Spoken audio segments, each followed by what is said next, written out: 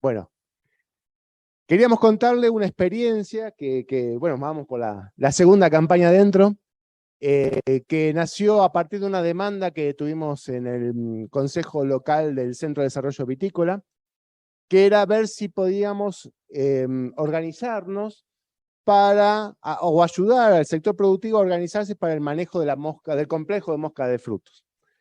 Y bueno, nada, apenas receptamos la propuesta, el interés, dijimos, bueno, hablamos ya con nuestros socios, vecinos, con los compañeros de Senasa, dijimos, bueno, está esta propuesta que podemos hacer, y esto desde la capela pura, digamos, porque no había ninguna herramienta disponible, ningún proyecto, ninguna, y empezamos a contar qué era lo que había en existencia, en stock. Entonces, bueno, empezamos a movilizar, bueno, qué insumos teníamos para el monitoreo, y qué insumos disponíamos para una eventual estrategia de manejo. Contábamos con la experiencia, que bueno, más tarde, no quiero spoilear, pero más tarde va a contar Karen sobre todo, de experiencias en la zona de Tolombón, de fincas vitivinícolas con manejo de la mosca con trampeo masivo, que era, bueno, un excelente punto de partida sobre el cual nosotros también empezamos a incursionar. Bueno, había estos antecedentes, había ganas, y dijimos, bueno, vamos a ver qué podemos organizar. Había también el antecedente del PROCEM, ¿no? Corregime, Cristian, digamos, un sistema sobre todo de monitoreo y estudio de la dinámica de la plaga de este complejo de moscas, ¿no? La mosca de la fruta son, bueno, acá son 2 especies, ¿no? De eso estamos seguros, que a veces se comportan de manera similar y se relevan. Cuando una está, la otra no está, una aumenta, la otra disminuye, pero se las ingenian para ocasionar daño en distintos tipos de frutos de los frutales, de la vid y de lo que se nos ocurra. Entonces, bueno, aparte contamos a ver la existencia, creo que eso arrancamos para medio avanzado de la campaña, estamos hablando de la 2020, ¿no? 2021, 21, 22. Y bueno, en el medio de la pandemia todo dijimos, vamos a ver qué se puede hacer, y empezamos con, bueno, ahí después no me quiero entrometer, pero Senasa organizó un sistema de cuadrícula sobre la plantilla. Estamos hablando de una región, Tolombón es una localidad vecina a Cafayate, está en el mismo departamento, está de alguna manera aislada, no son oasis contiguos, hay en el medio, digamos, como una interrupción, digamos, en la zona de cultivo, tiene cierto aislamiento, y es un oasis que tendrá unas 250 hectáreas, más o menos, de viñedos, estoy diciendo más o menos por ahí. O sea, era un desafío tratar de abordar ese manejo. Teníamos 3 fincas grandes que controlan la mayor parte de la superficie implantada con vid, y después, parte lo comentaba recién Cristian con el tema de la obesia, pasa que en el mismo casco urbano tenemos frutales que están en los patios, en el jardín de las casas, y pequeñas finquitas alrededor. Eso forma todo un mosaico bastante entretenido, bastante complejo. Tenemos viñedos, empresas grandes con viñedos extensos, generalmente únicamente viñedos, ya vamos a ver que no tanto, y fincas más chiquitas, mucho más diversas productivamente, ¿sí? Con mayor cantidad de frutales, mayor diversidad de frutales, no mayor cantidad, y los traspatios. Entonces, había que organizar todo eso. Las fincas, acá está el precepto un poco de que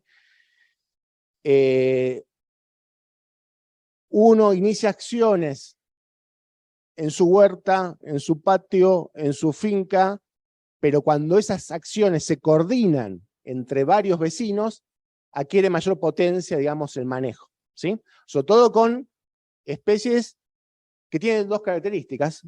Una es que no viene de ningún lado, no es que viene una manga y todos los años nos viene a visitar la mosca, sino que está acá, año completo, año redondo, y que tiene cierta movilidad. No es que se quede en un lado, o sea, hemos comprado, a la tarde vamos a contar algunas otras experiencias, pero pesa lo que se hace en la finca, pero también pesa lo que hace el vecino. Entonces, con esa idea, con ese afán, con esa idea que teníamos de los consorcios de manejo integrado de plagas, es que salimos a tratar de organizar ¿qué podíamos hacer en Tolombón? Bueno, ahí está la planificación, la sacha de planificación entre, bueno, el Centro de Desarrollo Vitícola, SENASA y la Agencia Cafayate, y bueno, una distribución de roles, de diseño de también un concepto que venimos machacando y que va a estar a lo largo del día de hoy, es esta cuestión de identificar cuál es el problema y empezar a monitorearlo, a seguirlo, tener seguridad de lo que estamos hablando. Entonces, establecida la red de monitoreo, empezamos a ver en dónde y qué es lo que empieza a ver. Y después otras tareas con respecto, si bien teníamos identificado a los grandes jugadores, a las grandes plantaciones de viñedos, lo más difícil es detectar los otros más chiquititos, porque o no están registrados, normalmente no están registrados, y a veces hasta es poco perceptible desde la puerta de la finca, o sea, hay que entrar a los traspatios y ver, y todo esto en un contexto de pandemia. Más o menos la población objetivo, ahí está el resumen, unos 4 productores empresariales que tienen distinto nivel de organización, están nucleados en Bodega Salta, y algunos de ellos, no sé si todos, pero están en el CREA Calchaquí, un grupo CREA Calchaquí, que es un consorcio regional de experimentación agrícola, o sea, un grupo de productores que comparte, digamos, una planificación, objetivos grupales, y va como experimentando y haciéndose recomendaciones mutuas, en una rápida síntesis. Después, una veintena de productores familiares a las orillas de esas grandes explotaciones, y después el casco urbano de Tolombón. Esto venimos un poco de la experiencia de San Antonio, y queriendo llegar alguna vez a pensarlo para Cafayate, ¿no? Estamos en una escala intermedia. La experiencia de San Antonio, que hoy a la tarde les contaré, estamos hablando de unas 25 hectáreas, el casco urbano, el casco vitícola de Cafayate, estamos hablando de 2.500 hectáreas, más o menos. Bueno, estos son 250, estamos en un orden de magnitud intermedio, ni 25 ni 2.500, 250. Y bueno, vamos a ver qué sale. Bueno, ahí empezamos el monitoreo, creo que un poquito de destiempo, ¿no? Mediados de noviembre, porque fue lo que nos demandó organizar, y establecido la red de monitoreo, que vos querés contarle el diseño, que sos el alma mater de eso. ¿Está ahí la? Ah, bueno. ¿Sigo? Bueno. La red de monitoreo, ¿qué es? Es una serie de trampas donde se registra la caída, en este caso, de las moscas, ¿sí? Hay, por lo menos las que usamos nosotros, no soy un experto en trampas, pero las que usamos nosotros son de 2 tipos. O las alimentarias, que ahí caen, indistintamente las 2 especies de moscas pueden caer, porque están atraídas por el alimento, y las otras que son las de tipo, el atrayente es una feromona, ahí atraen específicamente a los machos de una de las especies de las moscas, ¿sí? Entonces, sobre la cuadrícula, sobre la distribución de los cultivos, digamos, sobre el planiferio de Tolombón, sobre el mapa de Tolombón, de acuerdo incluso al tipo de variedad de uva, ¿no? Sabiendo que las uvas blancas son más apetecidas por las moscas que las uvas tintas, se armó la cuadrilla intercalando los 2 tipos de trampa. Y ahí, a mediados de noviembre, comenzamos el monitoreo semanal, y empezamos si bien teníamos registros de la vieja red de PROCEM, bueno, tuvimos como una actualización de los registros. Bueno, y ahí básicamente, no sé si ahí querés contar vos, que sos más ducho, qué nos dio esas primeras lecturas. Bueno, así es que de esas 39 trampas que están instaladas en Tolombón, 20 son de esas trampas Jackson, que son con atrayente de feromona, 19 son trampas McPhail o trampas líquidas. De toda esta red, y en la campaña 2021 observamos detalles importantes, tanto que la población de una especie de mosca que es Anastrefa fraterculus, tuvo 2 picos bastante marcados, correspondientes a mediados, fines de enero, y otra a fines de febrero, que predominan fundamentalmente en este periodo sobre la otra especie de mosca, que es Ceratitis capitata, que recién incrementa de manera considerable ya pasado fines de febrero o marzo, donde recién se observan su incremento.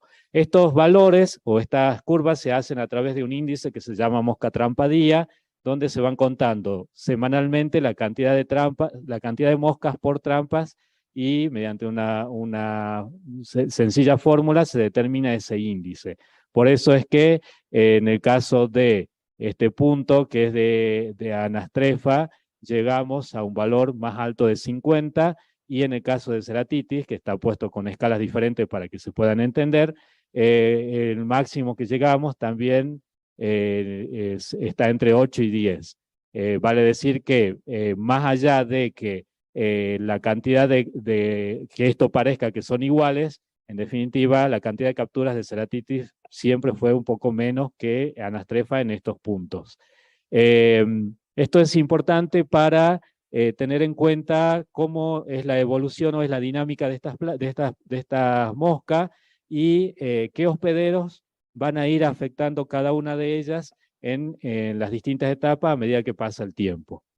Lo que podemos recalcar es que en esta nueva campaña hubo un cambio muy importante y muy marcado, porque la cantidad o los valores justamente de MTD que les estamos dando fueron muy bajos, inclusive para Ceratitis, pero en ambos casos, y sobre todo lo que más llama la atención es la disminución de adultos que hemos detectado de Anastrefa a lo largo de esta campaña.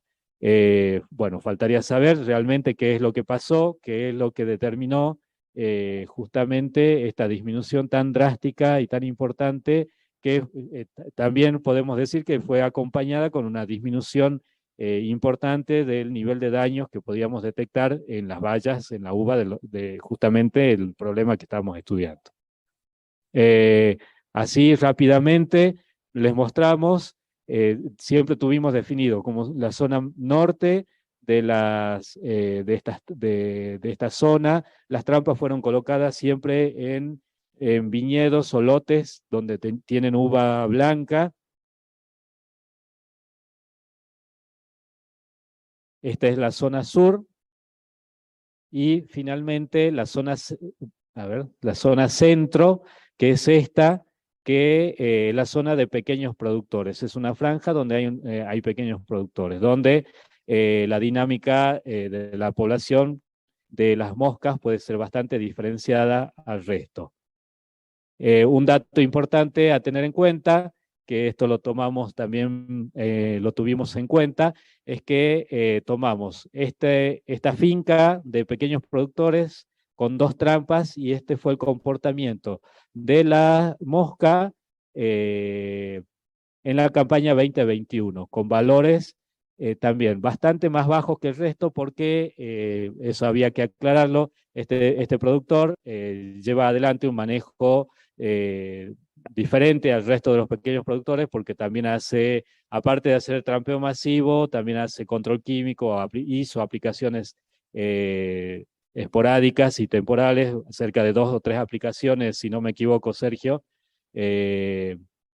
durante toda la campaña, justamente para bajar el nivel poblacional de ambas especies. Y aquí se detecta ya un incremento bastante considerable de Ceratitis como comportamiento general, pero después una caída abrupta coincidente con la cosecha. Y en este año, estas mismas trampas también tuvieron un comportamiento mucho menor con respecto a los años anteriores, más allá que también hizo aplicaciones, pero los valores siempre estuvieron mucho más bajos comparados a otras campañas. ¿Querés hablar?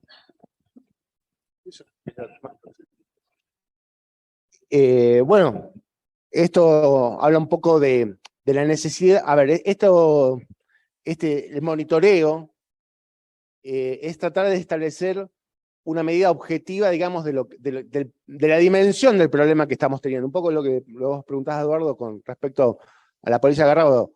es ir acumulando datos para saber realmente dónde estamos parados y empezar a identificar. Por un lado es qué oscilaciones a lo largo del año hay, vaya a saber por qué conjunción de factores, pero también empezar a establecer si las propuestas de manejo van teniendo efectos sobre la población. Está de más decir que más allá del valor que tenemos de MTD,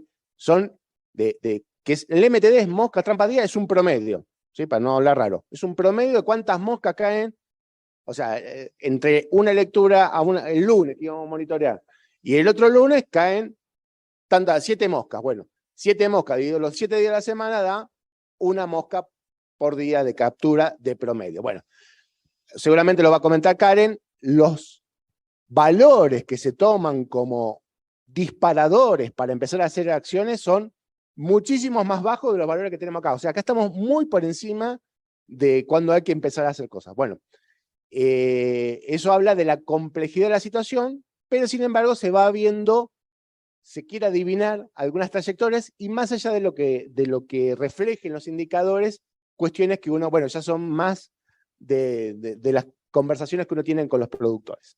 Pero bueno, como conclusiones preliminares, teniendo solamente 2 campañas de monitoreo en el haber, bueno, hay más anastrefa que ceratitis, o sea, hay más de una mosca que de la otra. Hay lo que acaba de comentar, hay mucha captura de anastrefa, mucha, demasiada. Eso nos trae la primera llamada alerta, que es con estos niveles, con esta cantidad de mosca, manejarla solo con trampeo masivo, en este momento no va a alcanzar. O sea, hay que complementarlo con otras acciones, ¿sí? Bueno, hay un ajuste, digamos, de cuándo iniciar el trampeo, ¿sí? Y mantener activas las trampas caseras, o sea, esto más allá de todo es insistir con o sea, el trampeo masivo por sí solo no da abasto, pero no por eso dejar de hacerlo. O sea, es una medida que contribuye a, evidentemente, si únicamente descansa la estrategia sobre ese abuso de la medida, no va a alcanzar o va a ser muy paulatino el descenso poblacional.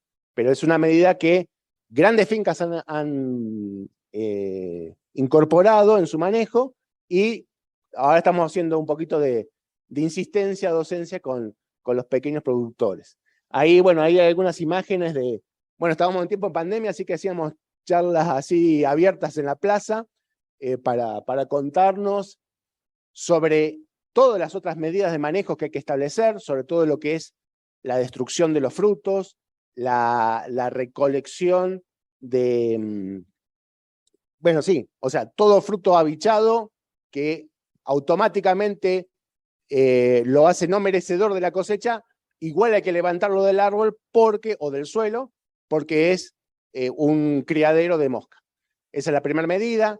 El tema del trampeo masivo, y entra atrás todo, siempre cuando, lo que comentamos que es cuando uno empieza a tirar del piolincito de la plaga, y aparece la primera recomendación que hago con esa plaga, aparece todo la madeja del manejo del frutal, que es mucho más que manejar la plaga. Y ahí está, bueno, las preguntas y las recomendaciones acerca de la poda, del abono, del riego, todo lo que hace al cultivo, del aprovechamiento, tratar de salir de esa espiral defectuosa de que cada vez está peor y convertirla en una espiral virtuosa, ¿no? Eso, si Dios quiere, ahora a la tarde lo van a contar los pobladores de San Antonio, pero bueno, en la medida que la familia, el productor, ve que la cosa va mejorando, es un estímulo para ir haciendo las cosas un poquito cada vez mejor. Lo que falta es ese espacio de confianza, de fe, para empezar a revertir el asunto. Poco a poco mejora la situación sanitaria. Si eso se coordina con los vecinos, es aún mejor. No hay que dejarse asustar por una campaña que capaz que afloja un poco las cosas, hay que seguir insistiendo. Eso es como el gran mensaje y parte, digamos, del acompañamiento, ¿no? De estar tratando de estar ahí atrás para no sucumbir, digamos, ante una mala racha. Por suerte, los esfuerzos van acompañando, son acompañados por mejoras en la calidad y en la cantidad de frutos, y bueno, eso hay que sostenerlo. Bueno, sí, la capacitación, un ejemplo de trampeo masivo, pero bueno, eso nos va a contar seguramente Karen más tarde. Ahí en la implementación del trampeo masivo en más grandes extensiones, una pinta de lo que tiene la trampa, el piso de una Jackson, eso es una pesadilla para cualquiera que trabaja en moscas, porque es demasiada mosca de una semana a la otra, ¿no? Ahí que tenemos 50, no sé, un montón. Y bueno, la idea es que haya ahí una, dos, bueno, estamos todavía un camino largo para recorrer, pero vamos por ahí. No sé si queda algo más. ¿Estamos ahí? Bueno, ahí es todo.